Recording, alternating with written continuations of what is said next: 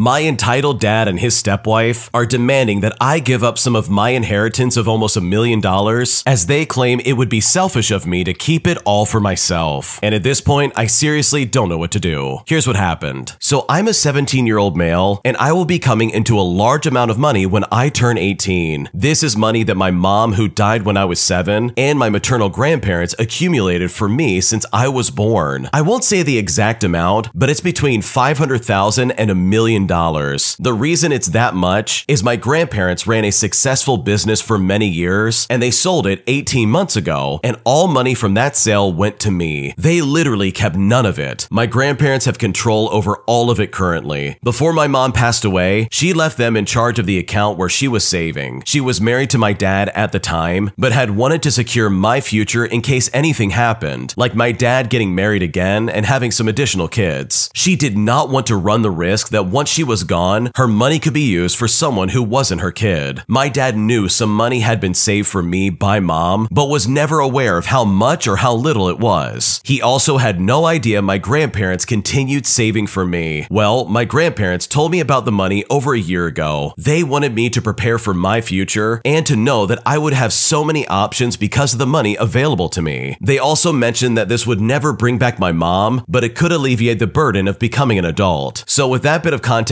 out of the way, here's where the real problem comes into play. My dad did end up getting remarried, and he has a stepdaughter and a son with his current wife. The stepdaughter's 16 and the son is 5 years old. They are not wealthy, and my dad's wife has prepared her daughter to try and work hard for scholarships, as well as financial aid to get into college, because she wants to study to become a lawyer. My dad had similar conversations with me, and had sat me down a few times since I learned of the money's existence to figure out what our plans would be. Eventually, I told him it wasn't going to be a big concern, and I told him about the money. He was absolutely blown away when I said that. And then he turned around and told his wife, and they were both completely stunned. They then got together and told me that I could be gracious and split the money when I get it between the three of us and give the other two a chance to have a decent helping hand with college. I told them I would not be sharing it because it was created by my family, not theirs. My dad's wife argued that it would be incredibly selfish to take such a large amount of money and blow it all on myself when I have two siblings who would also benefit in a major way from it. My dad told me that even giving some of it to them, not even a full split, but some of the money, even just some that I had left over, would be really amazing, and it would help my family out a lot. But I still told him that I wasn't going to do that. Well, as a result, they are so not happy with me. They told me that being selfish with this is not a good way to be. My dad is also angry that he continued saving for me and dividing things equally between the three of us, when there is so much I will have access to in just a few months. So honestly, am I the jerk in this situation? What should I do? Okay, before I even get into this, let this be a very valuable lesson to anybody listening. If you win the lottery or you're about to get a lot of money from some kind of like inheritance or something like that, your best course of action, in my opinion, is to just keep your mouth shut and not tell anybody. You literally gain nothing by spilling the beans, and it will literally only cause problems in your life. And this story is a fantastic example about that. If the original poster just kept their mouth shut and chose not to discuss that aspect of their life, they could probably still live a normal life and get away with it in some kind of way. So, for the record, of course you're not the jerk, and these people trying to guilt trip you into giving away your money is insane to me. They're only calling you selfish because you're getting the money, not because you already knew you were going to use it for yourself. Like, that idea is completely misguided, and I can see these people hounding you about this pretty much for the rest of your life. So no, you are definitely not the jerk for keeping this money for yourself, and the fact that your dad and his wife are trying to guilt trip you into handing over some of that money, in my opinion, is incredibly toxic. If you like Am I the Jerk, you're probably going to love Am I the Genius. Check it out, link down below in the description. Also, go to amithejerk.com/submit if you would like to submit your own stories. An entitled neighbor tries to buy property off my mom for $1, and when my mom refuses to do so, they try to make her life a living nightmare, and I've honestly never been more blown away by someone's entitlement in my life. Here's what happened. Okay, so this story is basically a combo of entitlement and general terribleness. My 74-year-old mom's neighbor, a mid-60s male, decided he needed a bigger driveway so it could fit 4 cars, including the ones belonging to his 2 children who no longer live there. My mom somewhat reluctantly agreed, under the condition that she pay for everything built over the property line and maintain maintained the right to remove or build on top of the unreasonably large driveway. Well, a few years went by, and the neighbor wanted to sell the house and asked my mom to sell him the part of the property he built on for $1. And trust me, when she said no, everything became a living nightmare. He then started showing up at her house with a video camera, screaming at her for being a cruel woman who didn't want him to see his kids. But here's the thing, there is a permit street parking, and all residents on the block have 2 parking passes, and you can request up to 6 temporary guest parking passes. Eventually, she decided to have a surveyor come to determine the property line and then build a fence to keep him and his family away from her. When workers started pulling up the part of the driveway on her side of the property line, it got even more aggressive and ridiculous. His wife even showed up crying over how they can't live without the extra driveway space. They then started strategically parking their cars to make it as difficult as possible for the workers. They threatened to report the workers to ICE, despite having no knowledge of the immigration status of the workers. In response to all of this, they rather hilariously pulled up everything around and under the son's car, so only the tires were still on the driveway. Then, the son showed up at the door and told my mom that he just made his first $1 million